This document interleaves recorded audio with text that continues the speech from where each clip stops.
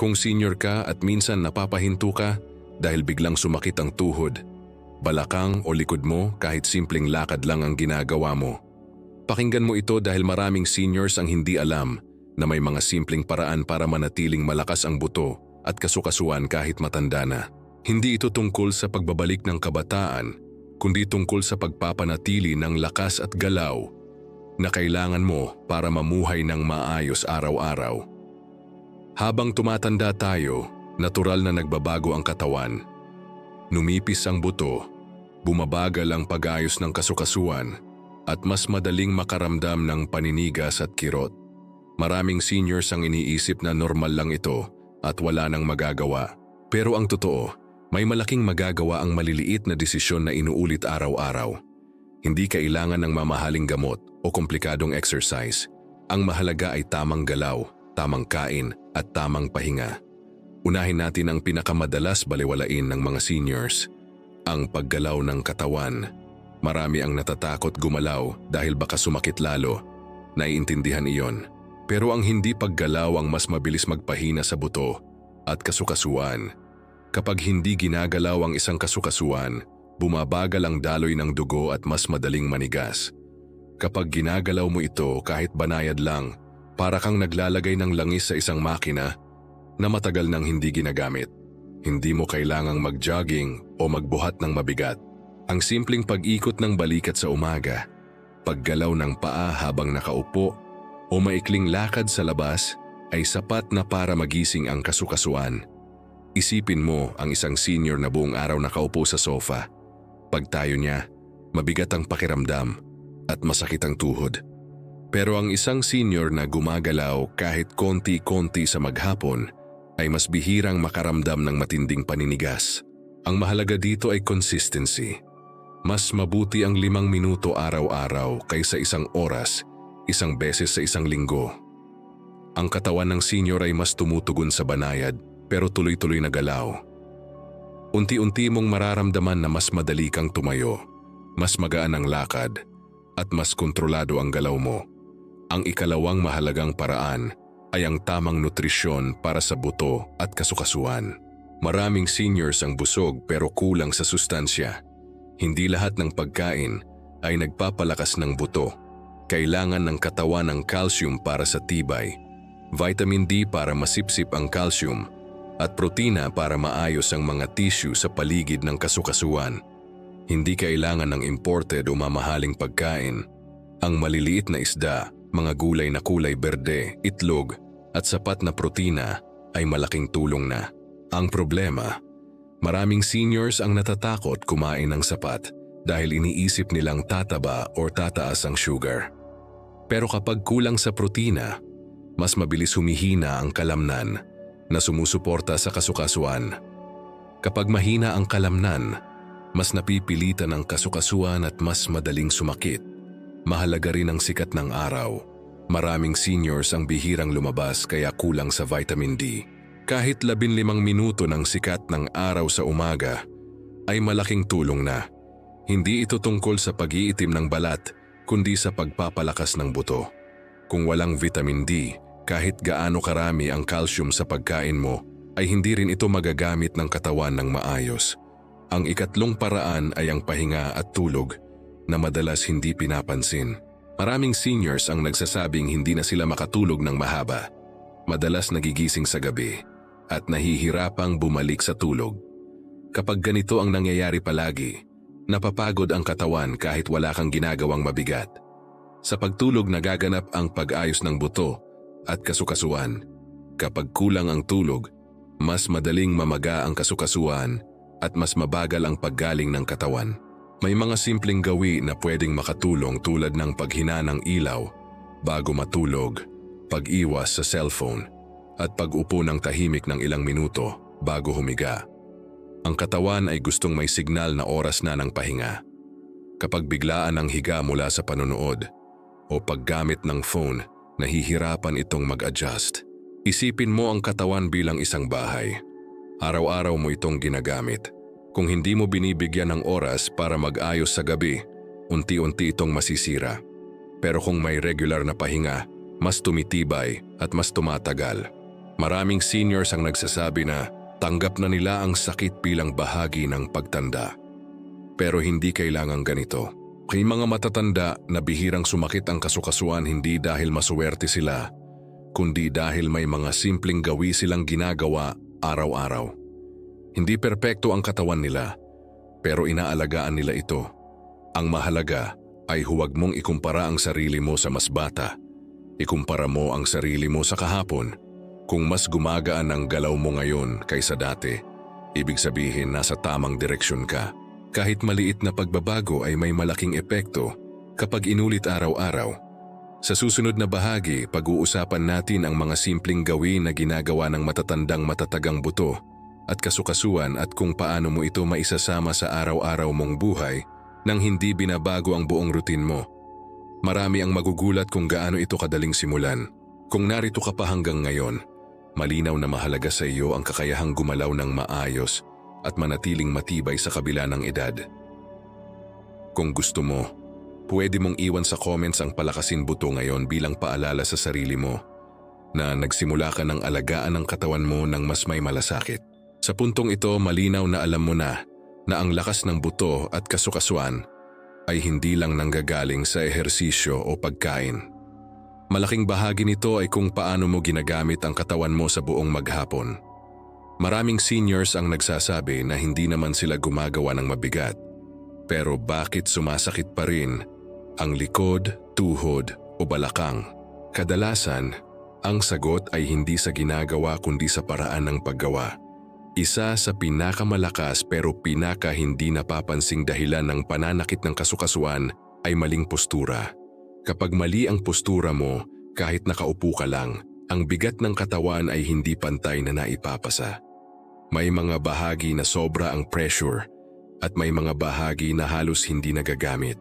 Sa paglipas ng panahon, ito ang nagdudulot ng paninigas, pamamaga at kirot. Isipin mo ang isang senior na nakaupo buong hapon habang nanonood ng TV.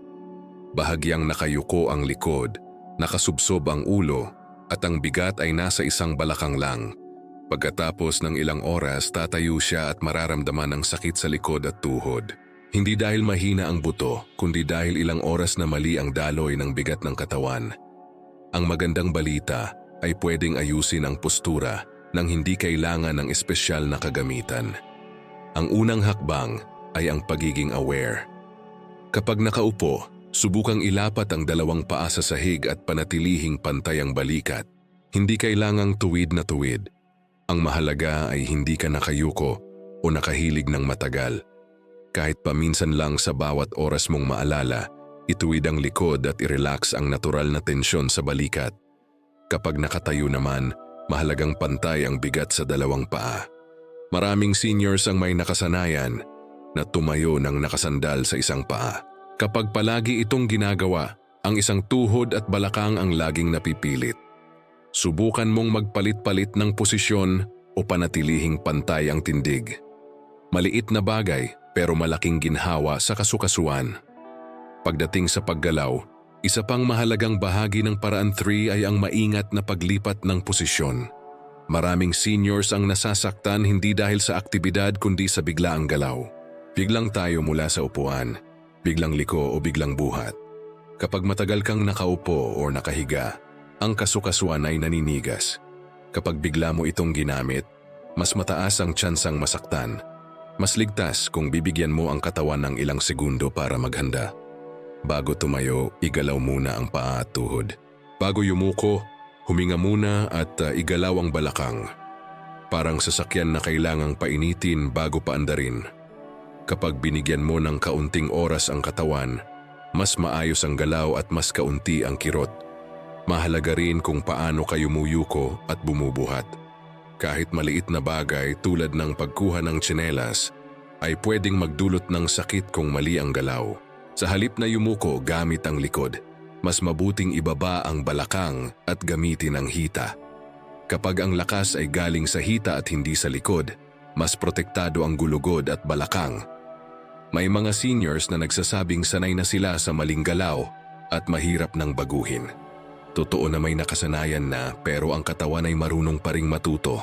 Sa bawat tamang galaw na inuulit mo, unti-unti itong nagiging natural. Hindi kailangan ng perpektong galaw sa simula. Ang mahalaga ay mas maingat kaysa dati. Isa pang bahagi ng paraan 3 ay ang tamang taas ng mga gamit sa bahay. Maraming seniors ang gumagamit ng upuan, kama o mesa na hindi akma sa kanilang katawan. Kapag masyadong mababa ang upuan, mas mahirap tumayo at mas napipilit ang tuhod. Kapag masyadong mataas ang kama, mas nahihirapan ang balakang.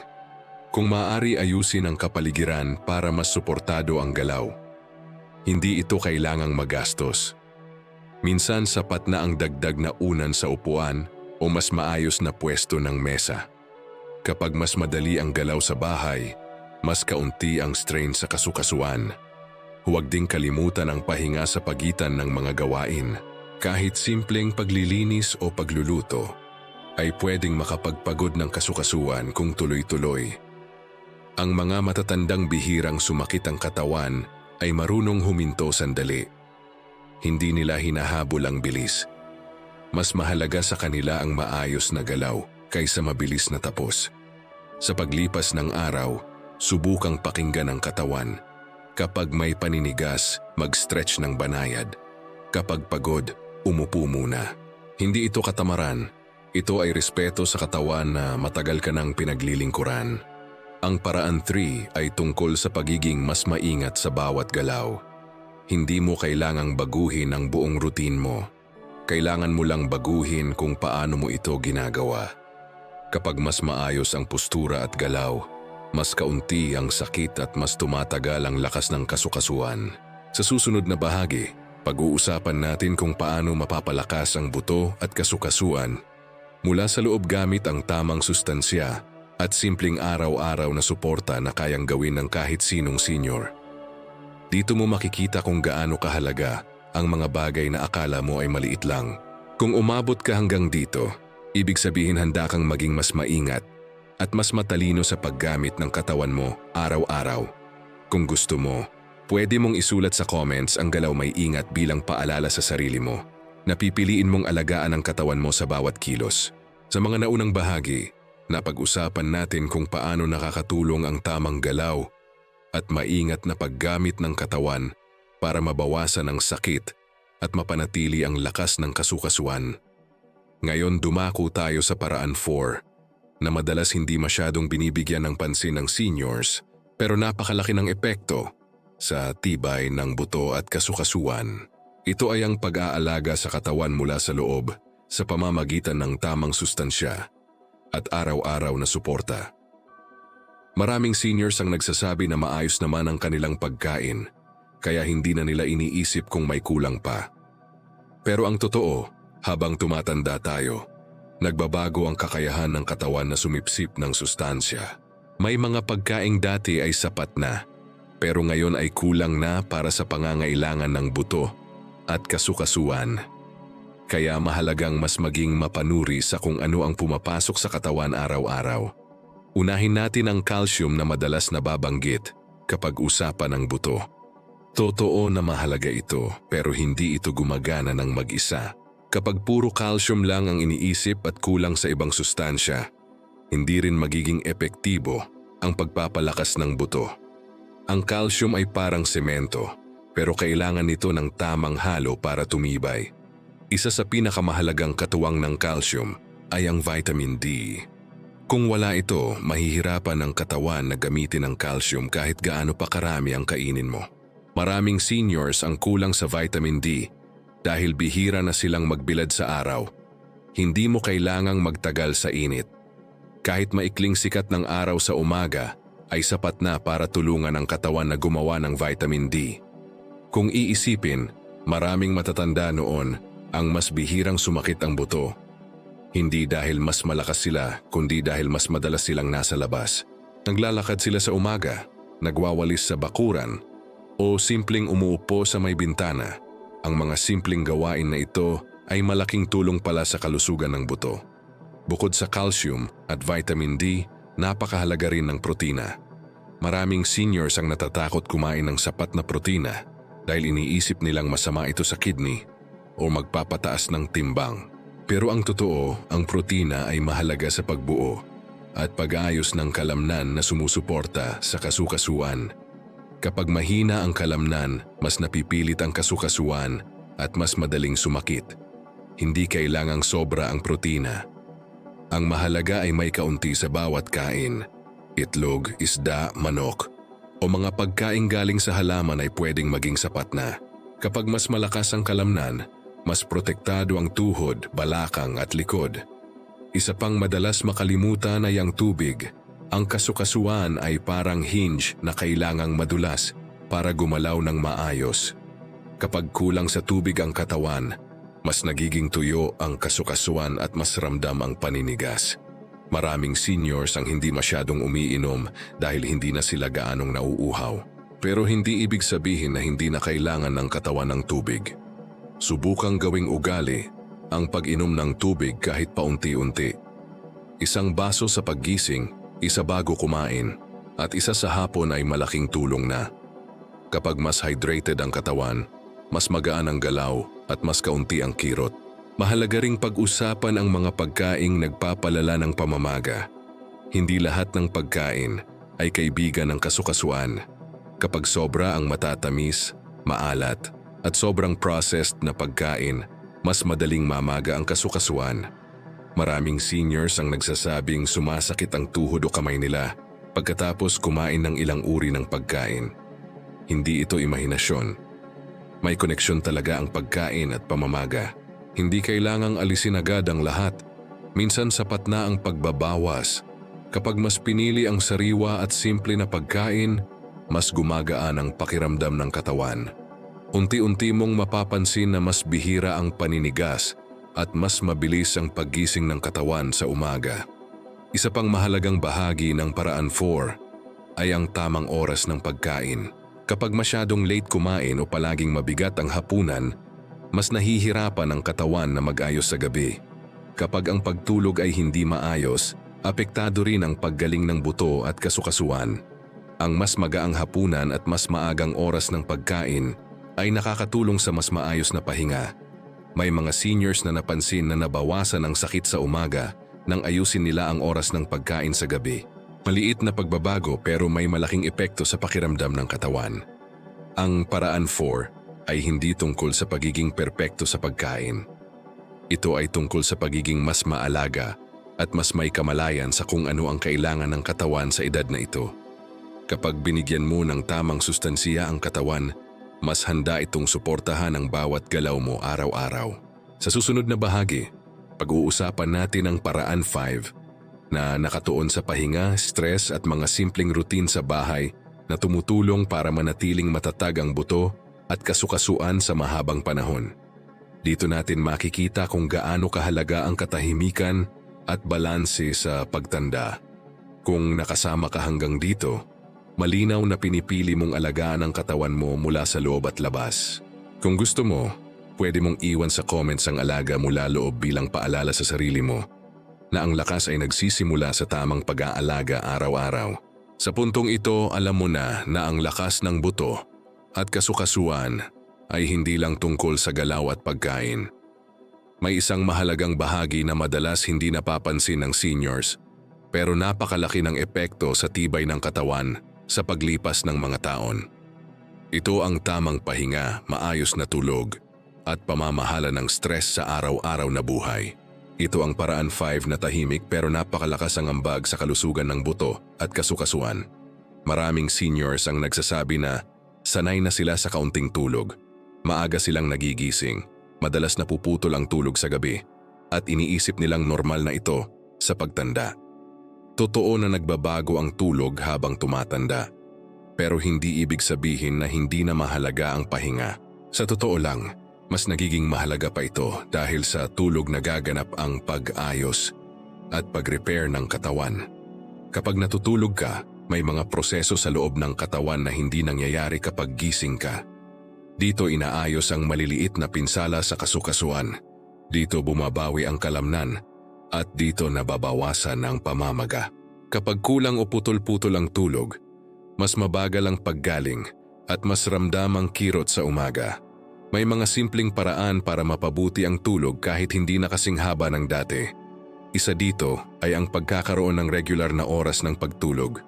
Kapag halos pare-pareho ang oras ng higa at gising araw-araw, mas nasasanay ang katawan at mas madali itong magpahinga. Kahit pa magising ka sa gabi, mas madali kang makakatulog ulit kung may routine ang katawan mo. Mahalaga rin ang ginagawa mo bago matulog. Maraming seniors ang nanonood ng TV o gumagamit ng cellphone hanggang sa huling minuto bago humiga. Ang liwanag at ingay ay nagbibigay ng signal sa utak na oras pa ng gising. Kapag binigyan mo ang sarili mo ng tahimik na oras bago matulog, mas madaling kumalma ang isip at katawan. Kahit simpleng pag-upo ng tahimik, mabagal na paghinga, o pagpatay ng ilaw ay pwedeng maging signal na oras na ng pahinga. Hindi ito ritual na mahirap sundin. Ito ay paalala lang sa sarili na oras na para magpahinga. Bukod sa tulog, mahalagang pag-usapan ng stress.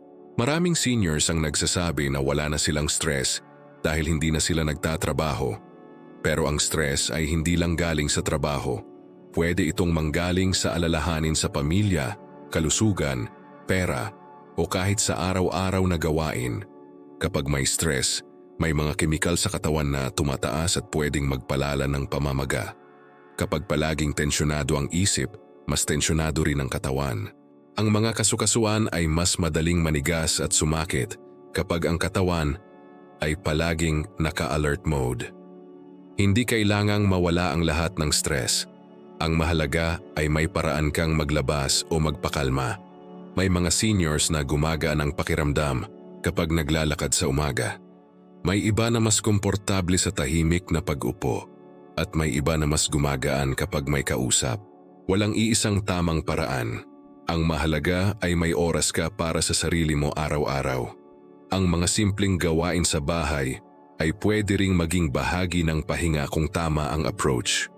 Halimbawa, ang pagwawalis o pagdidilig ng halaman ay pwedeng maging banayad na galaw at mental break kung hindi minamadali.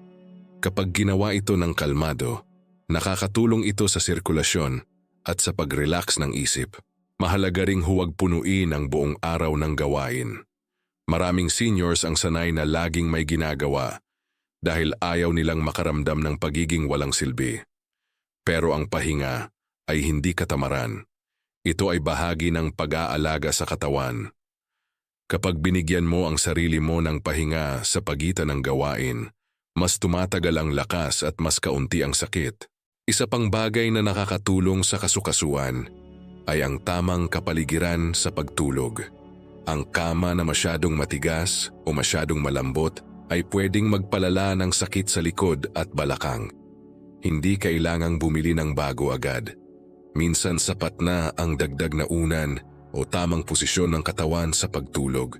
Kapag natutulog sa tagiliran, makakatulong ang unan sa pagitan ng tuhod para hindi ma-strain ang balakang.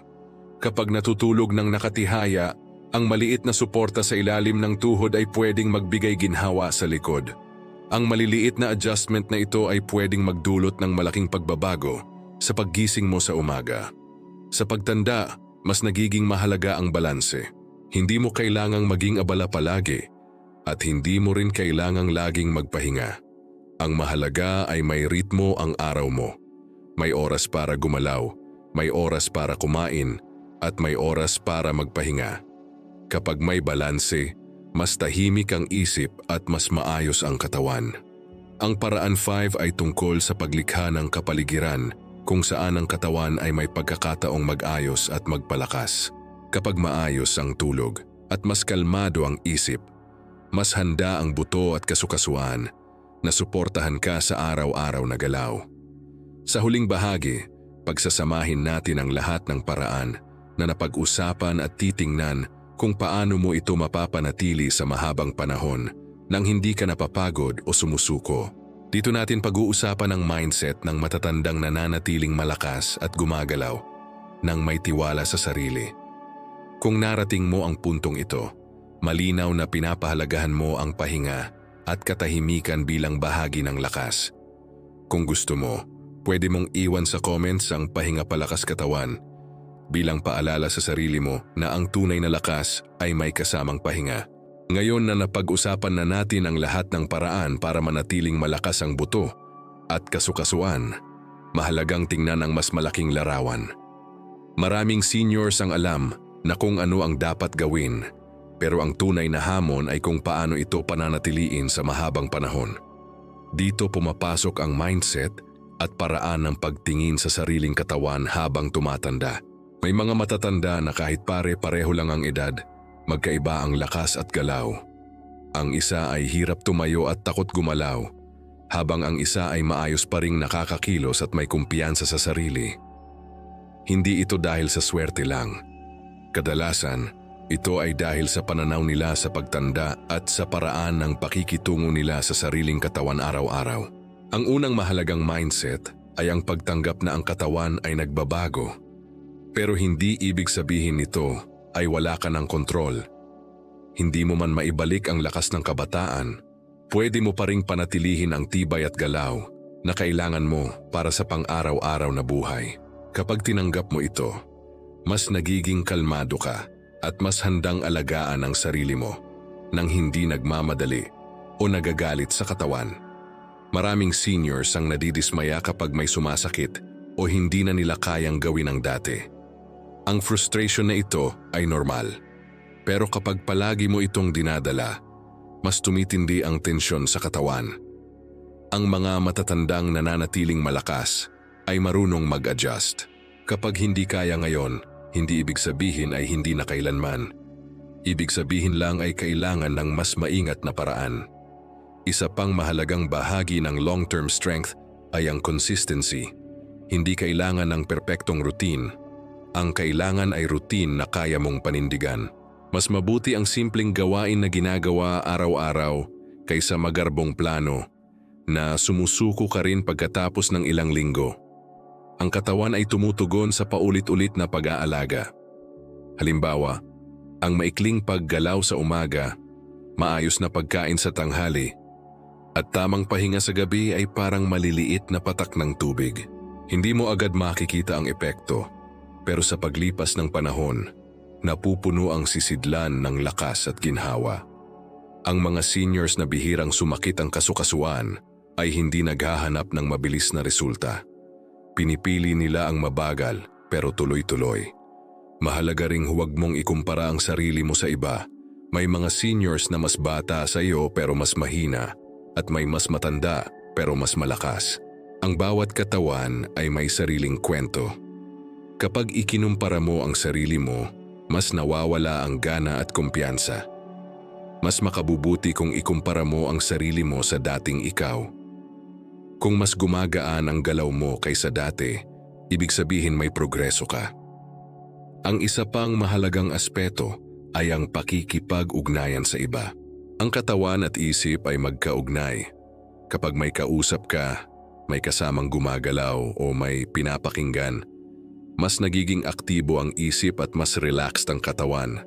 Maraming seniors ang lumalakas ang loob at katawan kapag may kasabay sa simpleng lakad o kwentuhan. Hindi kailangang marami ang kasama. Kahit isang tao lang na may pareho mong layunin ay sapat na. Kapag may nagsisilbing saksi sa mga ginagawa mo, mas nagiging consistent ka. Kahit simpleng usapan tungkol sa kalusugan ay nakakatulong para maalala mo kung bakit mo ginagawa ang mga pagbabagong ito. Mahalaga ring kilalanin ang maliliit na tagumpay. Kapag mas madali kang tumayo, mas mahaba ang lakad mo, o mas kaunti ang sakit sa umaga, bigyan mo ng halaga iyon.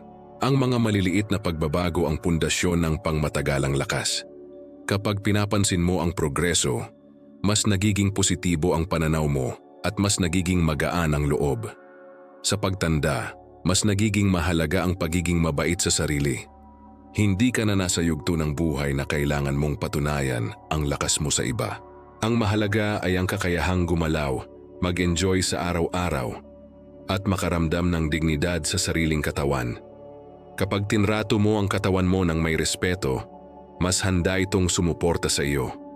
Ang lahat ng napag-usapan sa 5 bahagi na ito ay hindi hiwalay na hakbang. Ito ay magkakaugnay. Ang tamang galaw ay mas epektibo kapag may sapat na sustansya. Ang sustansya ay mas nagagamit kapag maayos ang tulog. Ang tulog ay mas mahimbing kapag kalmado ang isip. At ang lahat ng ito ay mas nagtatagal kapag tama ang mindset. Hindi mo kailangang baguhin ang lahat agad. Piliin mo ang isang bagay na pinakakaya mo ngayon. Kapag naging natural na iyon, saka ka magdagdag ng isa pa. Sa ganitong paraan, hindi ka mapapagod at mas tatagal ang mga pagbabagong ginagawa mo. Sa huli, ang layunin ay hindi ang mabuhay ng walang kahit anong sakit. Ang layunin ay mabuhay ng may kakayahang gumalaw, magdesisyon, at mag-enjoy sa buhay kahit may edad na. Kapag malakas ang buto at kasukasuan, mas nagiging bukas ang mundo. Mas kaya mong lumabas, makipag-usap, at makilahok sa mga bagay na mahalaga sa iyo. Kung narating mo ang huling bahaging ito, malinaw na pinili mong alagaan ang sarili mo at hindi sumuko sa ideya na normal lang ang paghina. Kung gusto mo, pwede mong iwan sa comments ang manatiling malakas araw bilang paalala sa sarili mo na ang lakas ay isang desisyon na inuulit mo araw-araw.